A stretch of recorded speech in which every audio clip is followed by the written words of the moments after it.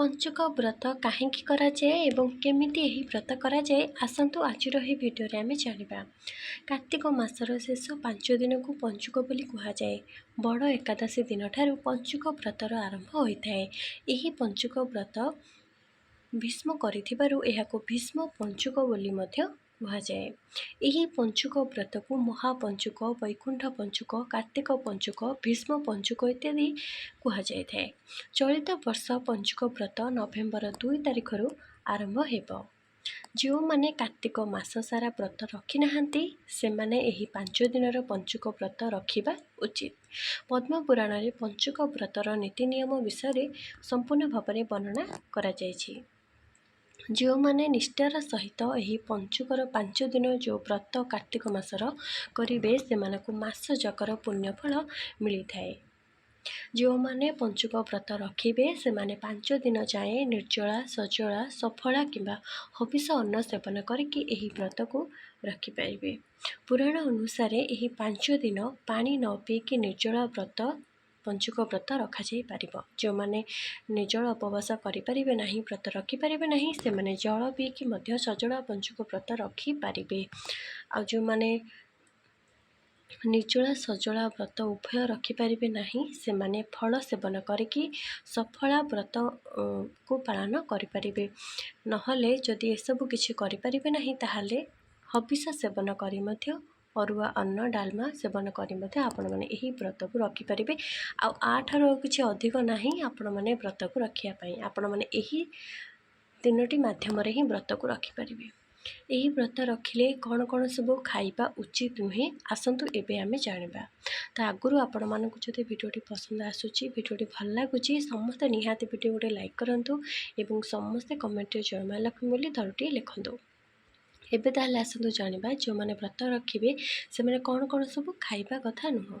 एही व्रत रे लाउ, पानी कखारु, छतु, मसूर डाली, आमिष, पियाज, रसुण, पिता खाद्य, पोड़ा खाद्य, बासी खाद्य, पैकेट किड़ा खाद्य, कषा पिता खाद्य, फ्रोजेन खाद्य इत्यादि खाइबा कथा नुह। ता सहित एही व्रत जो माने रखिबे अन्य मानकर घरे किंबा अन्य माने रोषेई करथवा तांको पागरे कोनोसी मध्य खाइबा उचित नुह। पंचुक व्रत अँला नवमी ठारू मध्य 7 दिन पर्यंत केही रखि थांते जहाको कि सप्तांग बोली कहा जाए। तो यही पंचुकरी 5 प्रकार मुरुज माँ वृंदावती पाखे पका जाए। आपण मैंने सप्तांग व्रत करंतु 7 दिन पर्यंत कि 5 दिन पर्यंत पंचुक करंतु आपण को मुरुज 5 प्रकार ही माँ वृंदावती पाखे पकेबा उचित। माँ वृंदावती पाखे जो मुरुज आपण पकेबे ताहा घर दियारी मुरुज ही पकेबा भल। बाहर केमिकल रंग मिशा मुरुज अपेक्षा घर दियारी मुरुज रे आपण चित्र करिबा दरकार। यही कार्तिक मासर पंचुकरे माँ वृंदावती, हरिहर, कार्तिक, पृथ्वी, राधा दामोदर, अग्नि को पूजा करा जाय थाए। किछि रहले मध्य केवल माँ वृंदावती पूजा कले आपन को सबु पुण्य प्राप्त होता है। तुलसी चौरा पाखरे प्रभु जगन्नाथ, बलभद्र, माँ सुभद्रा को मुरुजरे आंकिबे। ता सहित राधा दामोदर चित्र, शंख, चक्र, गदा, पद्म, स्वर्ग को सीढ़ी, बग बकुली, माँ वृंदावती, सधमा नारी सबु श्रृंगार जिनस जमती कि आईना, पानिया, कानफुल, मंगलसूत्र, सिंदूर आपण एसबू श्रृंगार जिनस जेहेतु एसबू माँ लक्ष्मी अधिक प्रिय तो से जिनस आपण मैंने माँ वृंदावती पाखे मुरुजरे पकई ताकू आपण मैंने पूजा करने उचित। यही कार्तिक मासर पंचुक 5 दिन नदी किंबा पुष्करिणी किंबा पवित्र जलाशय बुड़ पकई स्नान करने उचित। नहले आपण घरे पानी रे गंगा जल मिसेकी स्नान करें। कारण कार्तिक मासरे ब्रह्म मुहूर्त स्नान को अधिक महत्व दि जाए। स्नान करने दीपदान करने द्वारा आमको पुण्य फल प्राप्त होता है। जदि घर पाखे आपणकर किसी नदी कि पुष्करिणी किसी जलाशय नहीं ताहले आपण घरे टेका पानी रे मुंड धोईकी गाधेबा कथा। पानी बाल्टी रे आपण टिके गंगा जल पकईकी स्नान करने उचित निजको पवित्र करने। एवं आपण माने ओम नमो भगवते वासुदेव आपको आपण मैंने स्मरण करिकी स्नान करें जहाद्वारा आपण को गंगा स्नान करी पुण्य आपण को मिल। मन रखु जो मैंने पंचुक व्रत रखु ना से पंचुक आमिष, पोड़ा, छतु, मसूर, पियाज, रसुण, पिता खाद्य एसबू खाइबा ଖାଇବେ ନାହିଁ। କାରଣ କଥାରେ ଅଛି ଭୋଗ ମଧ୍ୟ ପଞ୍ଚୁକରେ ଆମିଷ ଛାଡ଼ି ଦେଇଥାଏ। ଆପଣ ପୁଣ୍ୟ ନ କଲେ ନାହିଁ, କିନ୍ତୁ ପାପ ଏହି ମାସରେ କରନ୍ତୁ ନାହିଁ। ଯେମିତି ଆମେ ଏଇ ମାସରେ ଯେମିତି ପୁଣ୍ୟ ବା ଭକ୍ତି କରିବା ପାଇଁ ଆମକୁ ଅଫର୍ ମିଳିଥାଏ, ମାନେ ଆମେ ଟିକେ ଭକ୍ତି କଲେ ବି ତା'ର 2 ଗୁଣା ପୁଣ୍ୟ ଆମକୁ ମିଳେ। ସେମିତି ପାପ ଟିକେ କଲେ ମଧ୍ୟ ଆମକୁ ତା'ର 4 ଗୁଣା ପାପ ଭୋଗ କରିବାକୁ ପଡ଼େ। ତ ପୁଣ୍ୟ ନ କଲେ ନାହିଁ, ପାପ କିନ୍ତୁ ଆପଣମାନେ ବ୍ରତ କରନ୍ତୁ ନ କରନ୍ତୁ, ପାପ ଏଇ ମାସରେ କରିବେ ନାହିଁ। ଆମିଷ ବିଲକୁଲ ଖାଇବେ ନାହିଁ। ଏହି ପଞ୍ଚୁକରେ ବିଶେଷ କରି କୁଆଁରୀ ଝିଅମାନେ ବାଲୁକାଙ୍କୁ ମଧ୍ୟ ପୂଜା କରିଥାନ୍ତି। ଆପଣମାନେ ନିଶ୍ଚୟ ମୋତେ କମେଣ୍ଟରେ କୁହନ୍ତୁ, ଆପଣଙ୍କ ଗାଁରେ ବାଲୁକା ପୂଜା ଏବେ କରୁଛନ୍ତି ନା କରୁନାହାନ୍ତି। ବିଶେଷ କରି ପଞ୍ଚୁକରେ ବାଲୁକା ପୂଜା କରାଯାଏ। ମା ପୃଥିବୀଙ୍କୁ ପୂଜା କରିଥାନ୍ତି। ମାଟିରେ କୁମ୍ଭୀର, କଇଁଛ, ବୃନ୍ଦାବତୀ ଇତ୍ୟାଦି ତିଆରି କରିକି ପିଲାମାନେ ପୂଜା କରନ୍ତି। କୁଆଁରୀ ଝିଅମାନେ ସୂର୍ଯ୍ୟଙ୍କୁ ଅର୍ଘ୍ୟ ଦେଇଥାନ୍ତି, ବାଲୁକା ପୂଜା କରନ୍ତି। କୃଷ୍ଣଙ୍କ ଲୀଳାକୁ ମନେ ପକାଇ କୁଆଁରୀ ଝିଅମାନେ ବୁଲି ବୁଲି ଦହି ମଧ୍ୟ ବିକିଥାନ୍ତି ଏବଂ ବାଲୁକା ପୂଜା ବହି ପଢ଼ିକି ବାଲୁକା ପୂଜା ମଧ୍ୟ କରିଥାନ୍ତି। ହବିଷ ଅରୁଆ ଅନ୍ନରେ ଘିଅ ପକାଇକି ଆପଣ ଖାଇବେ। ବିନା ଘିଅର ପୂଜା ନିଜେ କରିବେ ନାହିଁ କି ନିଜେ ମଧ୍ୟ ସେହି ଅନ୍ନ ଖାଇବେ ନାହିଁ। ଘିଅ ହିଁ ପକାଇବେ ଅନ୍ନରେ, ତାପରେ ଆପଣ ସେବନ କରିବେ। ପୂଜା ମଧ୍ୟ ତାକୁ ଘିଅ ପକାଇକି ହିଁ କରିବେ। ହବିଷ ଡାଲମାରେ କେବଳ ମୁଗ ଡାଲି ନେବେ, ଅନ୍ୟ କୌଣସି ଡାଲି ଆପଣ ଖାଇବେ ନାହିଁ। ହରଡ଼ ଡାଲି, ମସୁର ଡାଲି, ବୁଟ ଡାଲି କିଛି ବି ହବିଷ ଡାଲମାରେ ମିଶେ ନାହିଁ, କେବଳ ମୁଗ ଡାଲି। ହବିଷ ଡାଲମାରେ ଓଉ, ଛୋଟ ସାରୁ, ଧଳା କନ୍ଦମୂଳ, କଦଳୀ ପକାଇକି ଡାଲମା ତିଆରି କରିବେ। ଡାଲମାରେ ହଳଦୀ ପକାଇବେ ନାହିଁ।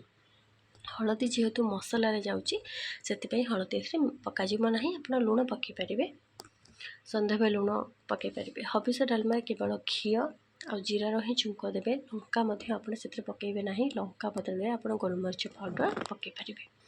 ଡାଲମା ତିଆରି କଲାବେଳେ ଧ୍ୟାନ ରଖିବେ ଯେମିତି ଡାଲମାର ଛୁଙ୍କ ବାହାରକୁ ନଯାଏ ଏବଂ ପଞ୍ଚୁକ ବ୍ରତରେ କୌଣସି ବି ଶାଗ ଆପଣ ଖାଇବେ ନାହିଁ, କେବଳ ଅଗସ୍ତି ଶାଗ ଆପଣ ଖାଇପାରିବେ। ହବିଷ ସେବନ କରିବା ଆଗରୁ ଠାକୁରଙ୍କ ପାଖରେ ଭୋଗ ଲଗାଇ ପ୍ରଥମେ ସେଥିରୁ କିଛି ଭୋଗ ଆପଣ ମାନେ କିଛି ଅଳ୍ପ ଅଂଶ ତାଙ୍କୁ କାଢ଼ିଦେବେ, ଛୋଟ ପିଲାମାନଙ୍କୁ ଦେବେ, କି ନହେଲେ ଆପଣ ପିମ୍ପୁଡ଼ିମାନଙ୍କୁ ମାଟି ଉପରେ ଖାଇବାକୁ ଦେବେ। ତାପରେ ହାଲକା କବାଟକୁ ହାଉଜେଇକି ଖାଇବେ। ପଞ୍ଚୁକ ବ୍ରତରେ 5 ଦିନ ପର୍ଯ୍ୟନ୍ତ ପାଦରେ ଆପଣ ଚପଲ ପିନ୍ଧିବା କଥା ନୁହଁ। ଯେତିକି ଦିନ ବ୍ରତ କରିବେ ପାଦରେ ଚପଲ ପିନ୍ଧିବା କଥା ନୁହଁ। ମୁଣ୍ଡ କୁଣ୍ଡାଇବା ଉଚିତ ନୁହଁ। ଶରୀରରେ ତେଲ ଲଗାଇବା ଉଚିତ ନୁହଁ। ଘିଅ ଲଗାଇ ପାରିବେ। ସେଜରେ କି ଖଟରେ ଶୋଇବା ଉଚିତ ନୁହଁ। ଆପଣ ସବୁବେଳେ ଯେଉଁ ସେଜରେ ଶୋଇଥାନ୍ତି ସେଇ ସେଜରେ ଶୋଇବେ ନାହିଁ, ସପ ପାରିକି ତଳେ ହିଁ ଶୋଇବେ। ସ୍ୱାମୀ ସ୍ତ୍ରୀ ସାଙ୍ଗ କରିବା ଉଚିତ ନୁହେଁ। କାହାକୁ ଗାଳି କରିବା, ଅଧିକ କଥା କହିବା, ମିଛ କହିବା, ଠକିବା ଇତ୍ୟାଦି କାମ ପଞ୍ଚୁକ ବ୍ରତରେ କରିବା କଥା ନୁହଁ। ଏହାଦ୍ୱାରା ଅଧିକ ପାପ ଲାଗିଥାଏ। ପଞ୍ଚୁକ 5 ଦିନରେ ଅଖଣ୍ଡ ଦୀପ ଜାଳିପାରିବେ ଠାକୁରଙ୍କ ପାଖରେ, ମା ବୃନ୍ଦାବତୀଙ୍କ ପାଖରେ। 5 ଦିନ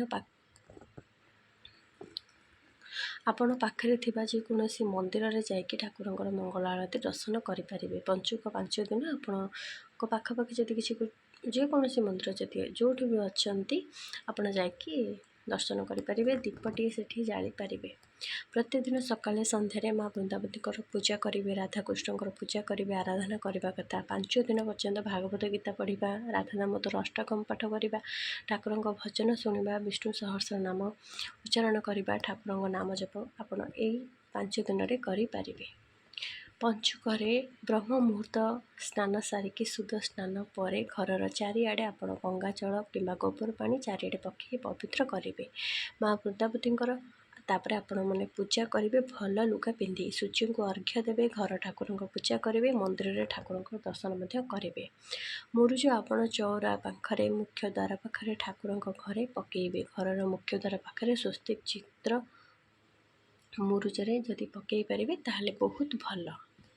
ଆପଣଙ୍କ ସକ୍ଷମ ଅନୁସାରେ ଦୁଃଖୀ, ଗରିବ, ଭୋକିଲା ଲୋକମାନଙ୍କୁ, ଯୋଗୀଙ୍କୁ ଏବଂ ବ୍ରାହ୍ମଣମାନଙ୍କୁ ବିଶେଷ ଦାନ କଲେ ଅଧିକ ପୁଣ୍ୟ ଅର୍ଜନ ହୋଇଥାଏ ଏହି ପଞ୍ଚୁକ ବ୍ରତରେ। ତ ପଞ୍ଚୁକ ବ୍ରତରେ ଆମେ ଯଦି ଆମ ଘରକୁ କେହି ଆସିଥାନ୍ତି, ପଶୁ ହୁଅନ୍ତୁ, ପକ୍ଷୀ ହୁଅନ୍ତୁ, ଭୋକିଲା ଲୋକ ହୁଅନ୍ତୁ, ବ୍ରାହ୍ମଣ, ଯୋଗୀ ଯିଏ ବି ହୁଅନ୍ତୁ, ଆମେ ତାଙ୍କୁ କେବେ ଖାଲି ହାତରେ ଫେରିବାକୁ ଦେବା ନାହିଁ। କିଛି ନା କିଛି ଦେବା। ଆଉ ପଶୁ ପକ୍ଷୀ ଆସିଲେ ସେମାନଙ୍କୁ ଜଳ ପିଇବାକୁ ଦେବା। ଯଦି ଗାଈ ଆସିଲେ ତାଙ୍କୁ ରୁଟି ଖାଇବାକୁ ଦେବା, ପିଠା ଖାଇବାକୁ ଦେବା, କିଛି ବି ହେଉ ଆମେ ତାଙ୍କୁ ଖାଇବାକୁ ଦେବା। ଆଉ ସେମିତି ଭୋକିଲା କେବେ ଛାଡ଼ିବେ ନାହିଁ। ବ୍ରାହ୍ମଣ ଯଦି କେହି ଆସିଛନ୍ତି ମହାତ୍ମା, ତାଙ୍କୁ ନିଶ୍ଚୟ ପାଣି ଜଳ ନିହାତି ଦେବେ। କିଛି ନହେଲେ ବି ସେମିତି ଖାଲି ହାତରେ କିଛି ଛାଡ଼ିବେ ନାହିଁ।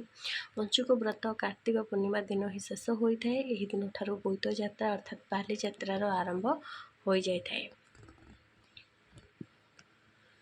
आशा करुच्ची भिडियोटी आपको निश्चय भल लगी आउ किसी शिखा मिलूँ जदि आपको भिडियोटी भल लगे निश्चय भिडियो गोटे लाइक करेंगे कमेंट जय माँ लक्ष्मी बोली निश्चय लिखे एमती शिक्षण भिडियो देखापी आम चैनल को सब्सक्राइब करेंगे आज ये रही जय जगन्नाथ धन्यवाद।